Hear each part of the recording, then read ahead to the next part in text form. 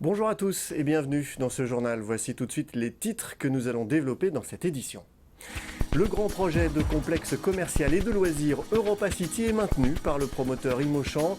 La commission du débat public qui rendait son bilan ce lundi a demandé à l'enseigne d'y apporter des modifications. Toutes les explications dans un instant.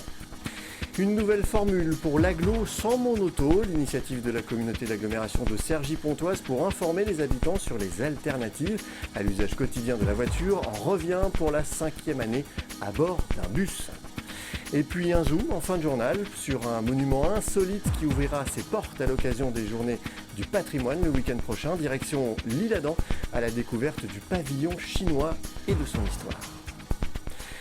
Europa City va bientôt sortir de terre, c'est en tout cas ce qu'a annoncé le promoteur du projet ce lundi à l'issue d'une réunion qui venait clore les 4 mois de débat public.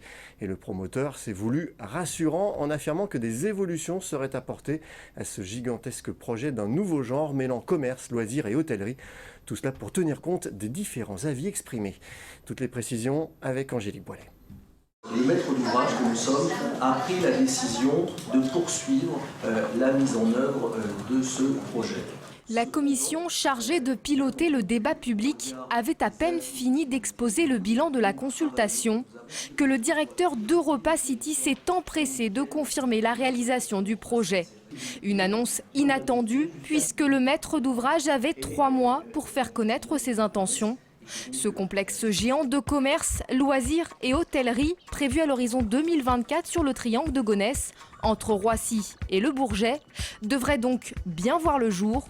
Mais le maître d'ouvrage promet des évolutions pour tenir compte des avis exprimés au cours de ces 4 mois de débat. Il y a eu beaucoup d'attentes qui sont exprimées. Donc clairement, le projet dans son offre va évoluer. Et peut-être effectivement, tout ne sera pas mis en œuvre en une phase. De nouveaux programmes vont apparaître. Certains disparaîtront. Tout ça est effectivement tout à fait possible. Et c'est dans 3 mois qu'on pourra effectivement vous le présenter. Une évolution, mais également une clarification du projet tirée des enseignements du débat, jugé indispensable aux yeux de la commission du débat public. Maintenant, il y a un travail d'analyse très fin à faire pour le maître d'ouvrage, pour savoir ce qu'il peut tirer de positif et qui va faire avancer son projet, à la fois dans les arguments favorables et dans les arguments qui sont défavorables.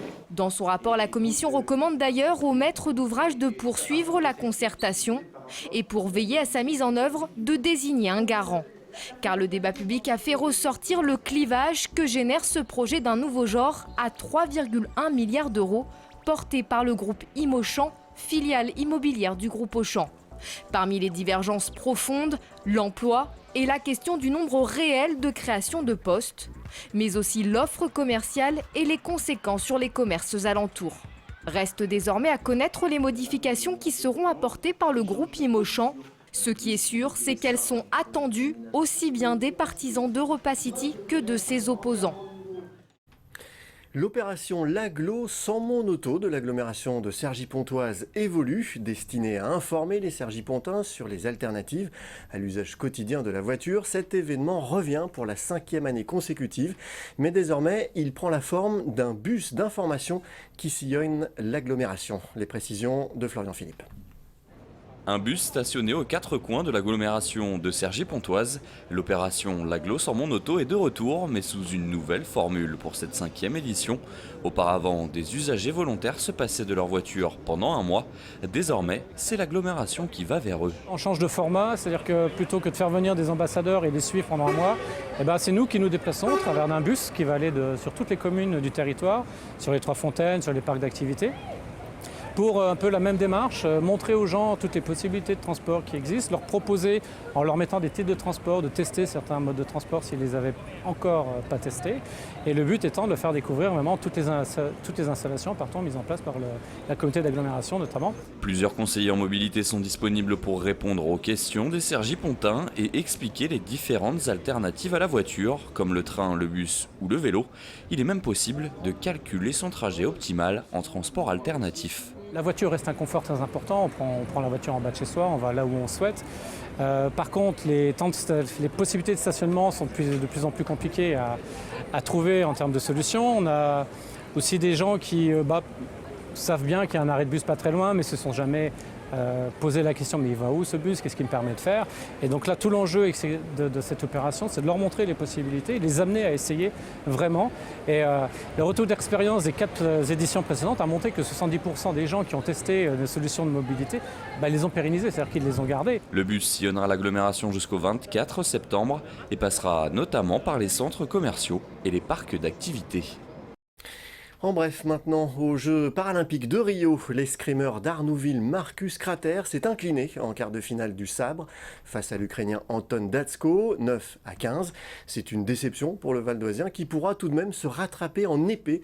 Ce sera dans les prochains jours à Rio.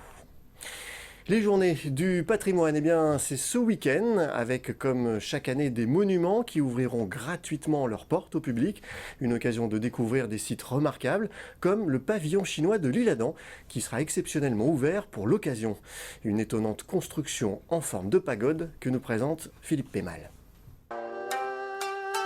Bien à l'abri dans son écrin de verdure, le pavillon chinois de l'Isle-Adam veille sur la ville depuis plus de 200 ans. Ce pavillon, en forme de pagode, a été édifié par un riche héritier d'une dynastie de financiers et de mécènes, Pierre-Jacques Bergeret. En 1778, il achète le domaine de Cassan, une immense propriété comprenant un château sur une île, des étangs, des prairies et des marécages. Aidé par son ami le peintre Fragonard, Bergeret transforme le château, crée un parc à l'anglaise et fait construire le pavillon. D'inspiration chinoise, il reflète les goûts de son époque. En cette fin du XVIIIe siècle, la Chine fascine l'Occident. La mode est alors à la construction de fabriques chinoises. Une fabrique, qu'est-ce que c'est? Tout simplement, c'est une architecture en miniature qui orne un parc. C'est une promenade qu'on doit faire dans le parc. Et au milieu de cette promenade, on rencontre des architectures, des différents bâtiments qui nous permettent de nous reposer, de philosopher, de réfléchir, de se retrouver dans des lieux tout à fait différents. Ça nous permet de voyager au sein d'un domaine. À l'origine, le pavillon chinois n'est qu'un élément du parc imaginé par Pierre-Jacques Bergeret. Plus d'une quinzaine d'autres fabriques plus imposantes étaient prévues. Pris dans la tourmente de la Révolution française, Bergeret ne pourra achever son projet. Le pavillon chinois sera la seule fabrique qui verra le jour. Construit sur une base en pierre, servant de déversoir à l'étang, le petit pavillon en bois n'en reste pas moins une invitation au voyage. Nous sommes ici dans la partie supérieure du pavillon chinois. Et là, on entre vraiment dans ce qu'on peut appeler les chinoiseries, donc vraiment en Chine. Toute la partie supérieure est en bois. Toutes les clochettes qui ornent le bâtiment tout autour sont elles aussi en bois. Elles sont là pour éloigner les mauvais esprits, ainsi que les lions-dragons que nous avons de part et d'autre des entrées du pavillon. En 1803, Pierre-Jacques Bergeret revend son domaine. Au fil des décennies, 2 nouveaux châteaux verront le jour, mais les bombardements alliés de 1944 sonneront le glas du domaine qui tombe dans l'oubli. En 1971, la ville de l'Isle-Adam rachète le pavillon et le restaure pendant 4 ans.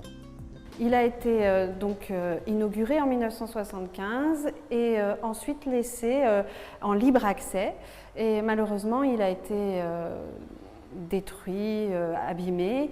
Et il faudra attendre 2008 pour avoir une nouvelle campagne de restauration. Et à partir de 2008, il sera fermé au public et ouvert sur visite guidée. Classé monument historique en 1965, le pavillon chinois de l'Isle-Adam est l'une des 4 dernières fabriques du XVIIIe siècle réalisées en France. Voilà, ce journal est terminé. Je vous en rappelle le principal titre. Le grand projet de complexe commercial et de loisirs Europa City est maintenu par le promoteur Imochamp. La commission du débat public qui rendait son bilan ce lundi a demandé à l'enseigne de revoir sa copie. Le projet devrait tout de même voir le jour, donc à l'horizon 2024. Merci d'avoir suivi ce journal. N'oubliez pas que l'info continue sur notre site venews.fr. À demain.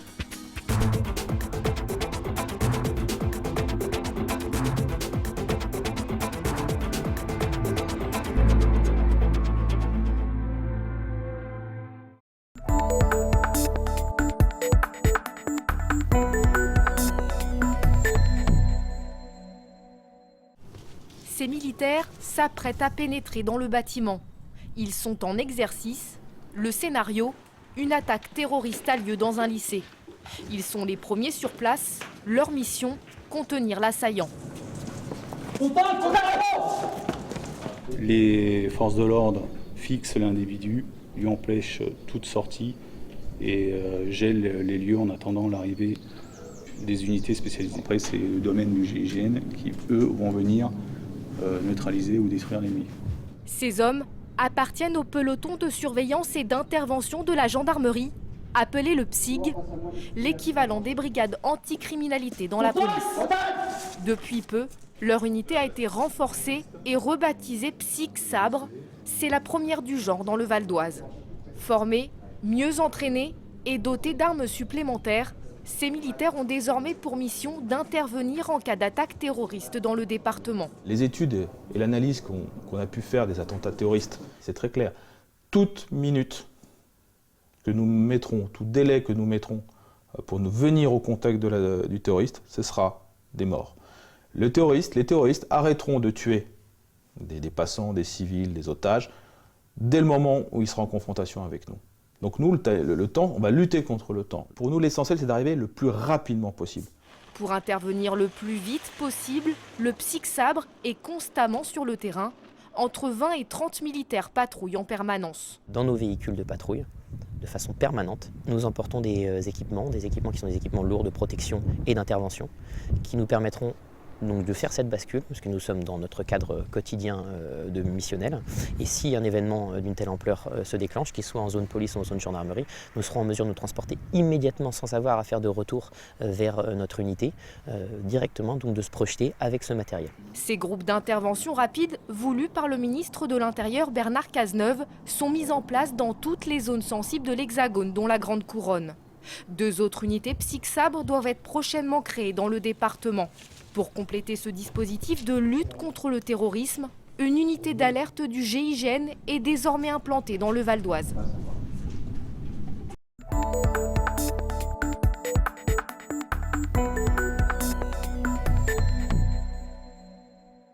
Ce matin, la famille Sargeret ne met pas en bouteille sa bière, mais l'une de ses nouvelles boissons, le Vexin Cola. 6 mois ont été nécessaires pour élaborer la bonne recette. Comment le différencier des autres, c'est qu'il est très doux, déjà, il n'y a pas de caféine dedans, il est un tout petit peu moins sucré, peut-être un tout petit peu moins gazeux, et puis peut-être un petit peu plus digeste. Il n'y a pas ce petit goût chimique que l'on ressent dans d'autres produits. L'atout du Vexin Cola, une fabrication artisanale comme pour la bière, avec des produits presque 100% naturels. Commercialisé depuis 15 jours, le premier stock de 1000 bouteilles a déjà été écoulé. Avec le Vexin Cola, les Sargerets ont aussi lancé la limonade du Vexin. Et là encore, les 2000 litres ont presque été épuisés. On retrouve les goûts qu'on avait quand on était enfant, ce petit goût de citron, ce petit goût de sucre. Et puis on est dans une région betteravière, donc le sucre, c'est du vrai sucre. Il n'y a pas de sucre trafiqué, il n'y a pas d'aspartame, il n'y a pas de tous ces produits-là. Cette activité complémentaire va permettre à la famille Sargeret d'élargir sa clientèle. Les 2 boissons gazeuses sont commercialisées dans les mêmes points de vente que la bière, épicerie et petits supermarchés. Elles sont aussi vendues directement à la ferme au prix de 2,80 € les 75 centilitres.